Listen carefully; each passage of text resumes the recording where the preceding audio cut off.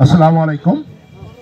প্রাণী সম্পদ প্রদর্শনী 2024 আজকের এই আলোচনা সভায় আমাদের সামনে উপস্থিত আছে পত্নীতলা উপজেলার সুযোগ্য উপজেলা নির্বাহী কর্মকর্তা জনাব মোসাম্মদ পপি খাতুন। আরও উপস্থিত আছেন পত্নীতলা উপজেলার যার হাত ধরে মাঠে প্রান্তরে দিক থেকে দিগন্তরে প্রাণী সম্পদের যে উন্নয়ন হয়েছে সেই আমাদের মনিরুজ্জামান ভাই, ডাক্তার মনিরুজ্জামান, এবং জেলা প্রাণী সম্পদ কর্মকর্তা, উপজেলা ইঞ্জিনিয়ার। সামনে আমাদের নির্বাচন আছে, আমাদের সম্মানিত উপজেলা নির্বাচন কর্মকর্তা,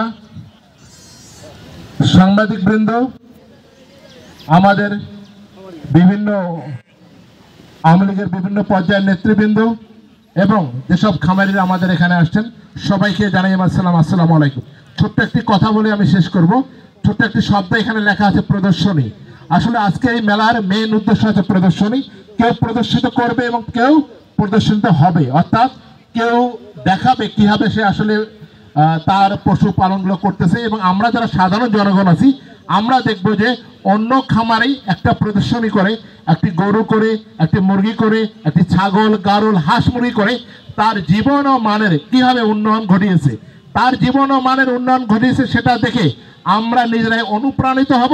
এবং শুধু এখানে না, বাংলাদেশের যেসব প্রান্তে এই সমস্ত পশু পালন যারা করে নিজের জীবনের উন্নয়ন ঘটিয়ে, শুধু নিজের জীবনের না বাংলাদেশের তারা উন্নয়নে অগ্রণী ভূমিকা পালন করছে, সেই সব জায়গায় আমরা যাব।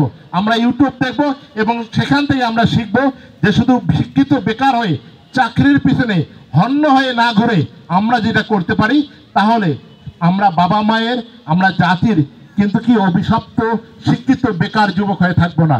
আমি আশা করি আমাদের যারা মা বোনরা আছে তাদের হাত ধরে যদি আমরা এটা করতে পারি এবং আমাদের যারা বেকার যুবক আছে তারাও যদি এটা করতে পারে, তাহলে আমাদের উন্নয়ন হবে। পাশাপাশি প্রাণী সম্পদ কর্মকর্তাকে আমি একটু অনুরোধ করব, যারা আমাদের বেকার যুবক আছে এদেরকে বিভিন্ন ফেসবুকের আন্ডারে নিয়ে আসে, বিভিন্ন গ্রুপের আন্ডারে নিয়ে আসে, এদেরকে কীভাবে আরও প্রশিক্ষিত করা যেতে পারে, শর্ট টার্ম প্রশিক্ষণ কীভাবে দেওয়া যেতে পারে, এটা যদি আমরা করতে পারি তাহলে দেখা যাবে যে যখন দেখা যায় যে একটি গরু সহজে মারা গেল, একটি ছাগল পিপিআর হয়ে হঠাৎ করে মারা গেল, এটা হওয়ার সম্ভাবনা আমাদের নাই।